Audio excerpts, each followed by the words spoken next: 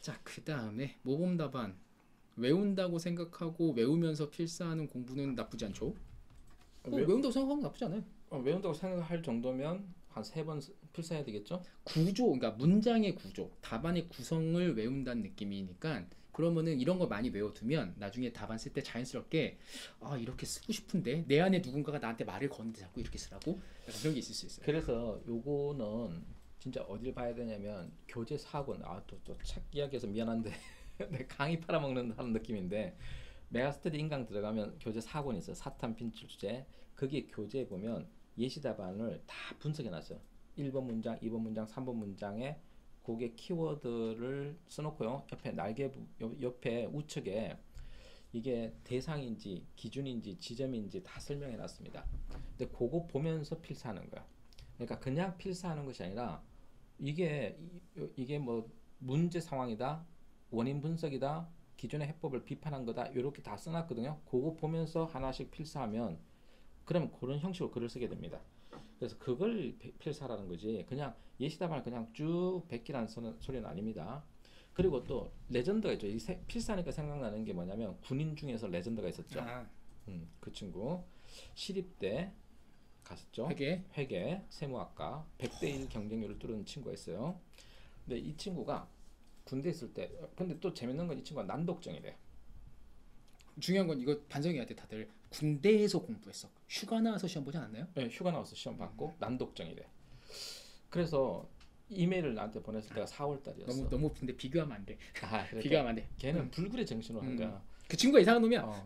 4월 때 이메일을 보내가지고 자기 상황이 이렇고 이런데 대학은 간 적이 없고 내신도 7등급 8등급이었고 공부는 포기하고 있었고 이제 군대 가니까 너무 차별 대우를 받더라. 그래서 공부를 하고 싶다. 대학이란 데 가야겠구나라는 걸 인식했다는 거죠. 그래서 이제 자기 후임으로 들어온 애가 있었는데 대학생이래. 너 어디 대학 다니다 왔어? 그러니까 성대 다니고 왔대. 그래서 너 어떻게 대학 가서 논술로 갔대요. 그럼 어떻게 성대를 갈 수 있어? 그러니까 박기호 논술을 들으라 이랬대요. 그래서 그냥 무턱대고 이제 인강에다 질문을 하고 이메일을 보내고 그랬던 거예요. 그 친구한테 상황을 들어보니까 야, 너 절대로 내가 수능 공부한다고 너 수능책 펼치지 마라. 너 불가능하니까 하지 마라.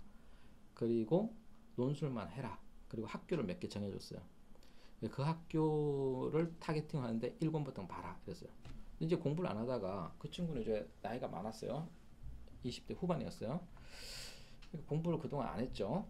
자, 그러다 이제 공부를 하려고 하니까 머리가 안 돌아가죠. 이해가 안 되더라는 거예요. 다른 선생님 강의도 들었는데 그 다른 선생님 강의는 더 이해가 안 되더라는 거죠. 그래서 어떻게 했느냐. 예시답안 필사를 하라고 하니까 예시답안 필사를 시작했는데 제일 많이 한 게 30번 했대요. 한 개 답안을. 30번 하면 외우는 거죠. 그 정도면은 이제 외우면서 내가 이렇게 바꿔볼까 생각도 들기 시작하겠죠. 제일 적게 한 게 3번 했대요. 자, 그런데 그 친구 이야기 중에서 눈물겨운 이야기가 있어요. 이게 감동적인 이야기인데 휴가 나왔을 때? 휴가 나왔을 때는 자기 친구가 차를 몰고 부대 앞에 딱 대기해주고 휴가 딱 나와가지고 시험 치러 가고 그래서 겨우겨우 시간 맞춰서 시험을 쳤대요. 그런데 시립대만 붙은 게 아니라 단국대 연극영화과도 붙었어요. 영국영화과였어요? 네, 무슨 건지 몰랐어. 거기도 붙었어요. 근데 이제 이 친구가 하는 얘기가 이거예요. 자기가 대학생이 아닌데 이제 그 당시에는 공부를 하려면 PC방 가야 되죠. 사지방. 사지방. 그래서 이제 사지방에 가겠다니까 거기 선임 하사들이 웃기지 말라고 너 게임하려고 가는 거지 하고 이제 퇴짜를 놨다는 거죠. 믿지 않다. 대학도 안 다니겠다 온 그렇죠. 애가 무슨 뭐 이런 거지.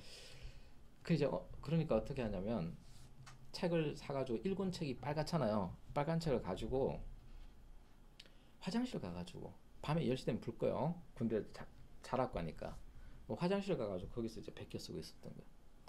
그럼 이제 그 간부들이 이제 이렇게 딱 이렇게 돌 거 아니에요. 돌다가 화장실 불이 켜져 있으니까 들어갔는데 너 뭐야? 이렇게 하고 문 열는데 빨간 책을 보고 있는 거잖아. 이 새끼 뭐야? 이렇게 된 거죠. 근데 이제 논술 책이고 막 뭔가 베껴 쓰고 있으니까 막 적고 있으니까 그럼 너 공부하러 가라 해서 사지방을 허용해 준 거예요. 그래서 이제 강의를 열심히 들은 거예요. 그래서 들을 수 있었던 이야기가 1라운드고 2라운드는 뭐냐면 8월 달이었어요. 여름이었어요. 그때 이제 막 파이널 강의 이제 한다고 우리 인강에서 공개되는 강의가 1월부터 6월이고 그 뒤에는 공개되지 않은 강의들이 있었어요. 현장 강의. 그런 문제, 예상 문제랑 그런 현장에서 인강에서 공개되지 않은 자료가 필요하니까 이 친구가 그걸 또 어머니 보고 구해달라고 한 거야. 분당에 계신 어머니가, 나이 든 어머니가 이제 우리 학원에 오신 거죠. 와가지고 그 문제 주세요. 그랬더니 우리 직원이 외부생한테는 안 팝니다. 왜 그 당시에 이제 좀 예상 문제가 좀 유명해서 다른 학원에서 그걸 사가지고 막 복사해서 쓸 때였거든요. 그래서 그런 생각 유출 때문에 안 됩니다. 그랬더니 그럼 학원 등록할게요. 뭐 돈 내고 뭐 40만 원 낼 테니까 그냥 등록하고 자료 받아갈게요. 이렇게 된 거예요. 어머니가 이제 자제분이 아주 기특했던 거죠. 대학을 안 가고 군대 가고 그랬던 친구가 대학 가겠다고 공부하니까. 그런데 이제 그럼 이제 직원하고 이제 말다툼이 있었을 거 아니에요. 시끄러웠던 거 아니에요. 근데 내가 지나가다 딱 들은 거죠.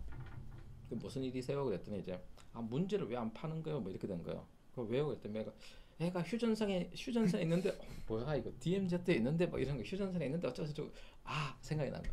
혹시 걔가 걔냐고 그랬더니 맞대요. 그래서 내가 문제 주라고. 그 대신 우리가 휴전선에 보내줄 수는 없으니까 어머니가 매주 받아가시면 택배로 보내라고. 자, 그래서 이제 어떻게 됐냐? 매주 와가지고 택배로 갔어요. 그게 그 친구가 어머니가 보내준 그 택배를 부여잡고 울었대요. 그런 감동적인 사연이 있었습니다. 그래서 그 친구를 잊을 수가 없습니다. 되게 잘생겼어요. 키도 크고. 지금 이제 졸업을 해서 우리 유튜브 어딘가 있지 않아요? 이제 그 내렸습니다. 내렸어요? 내렸고 이제 내린 이유는 이제 뭐 다들 과거는 감추고 싶죠. 그리고 어차피 이제 그리고 이제 이 회계사가 됐어요. 그쵸? 시기상 됐네. 네. 그리고 아버지 회계법인에서 일을 하고 있어요. 그래서 더 이상 이제 유튜브는 내렸습니다. 그래, 그런 이제 감동적인 사연이 있습니다.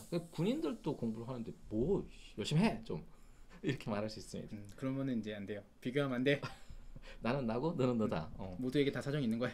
근데 절박함이 성공을 만듭니다. 절박함이. 군대 있었기 때문에 가능했을 수도 있어요.